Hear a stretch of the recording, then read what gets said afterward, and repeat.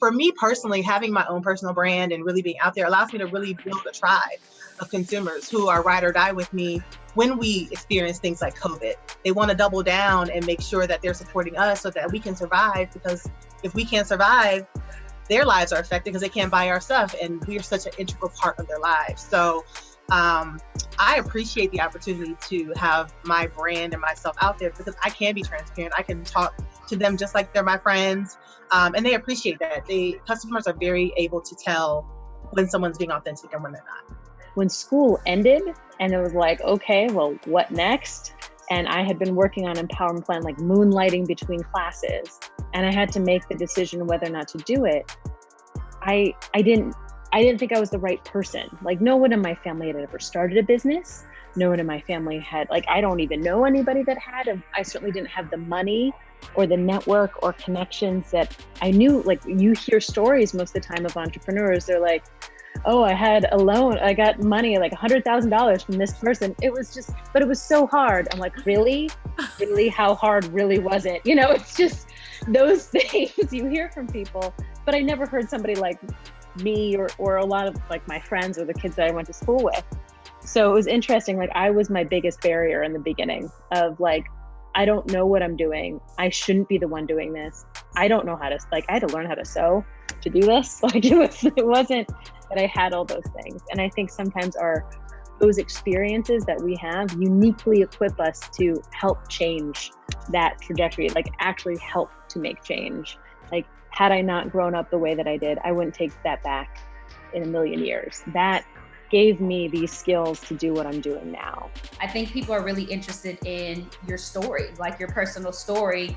With the advent of social media, we feel very connected to celebrities. We feel more so connected to the brands that we love. So it's really about making sure that what you're, especially in the consumer space, what you're selling and what you're offering is connected to who you are.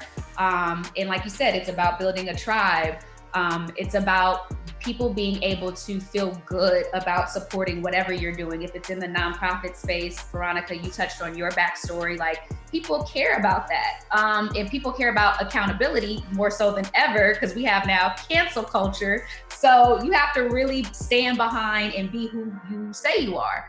It's not easy. Like, even though it's a beauty company and it shows up very glamorous and it should be fun, it's the most challenging thing I've ever done, because you always have to pivot. You always have to optimize. You always have to problem solve. And then the thing that people don't talk about is you have to become a leader, and no one teaches you how to be a leader.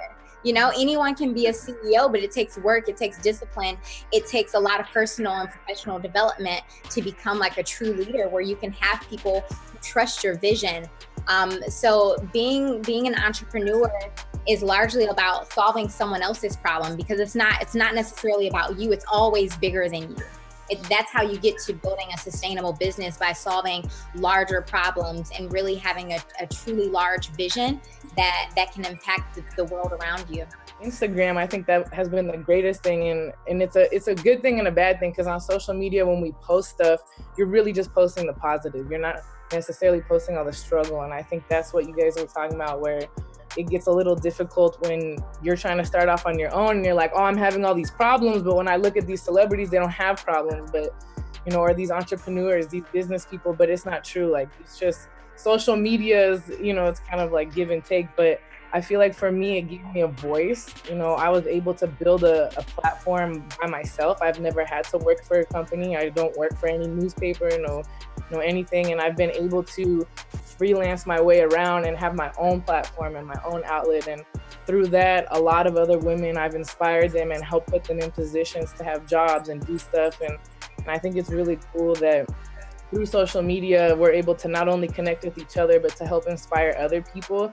And things like this, panels like this, being able to talk about the struggles of it, that's all a part of it. If you see anybody successful and they say that there's no struggles, it's not true. Like, every one of us has to go through stuff, and but I think that's what makes it stronger, and I think that's what shows like your passion. Thank you, Gwen, Melissa, Cassie, Mia, Veronika, for speaking today and telling us about your story, what you're currently doing, how you are continuing to be change makers.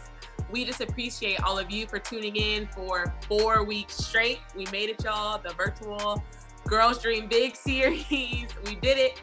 Thank you to the Detroit Pistons and Priority Health for continuing to put women first and giving a platform for all of us to speak.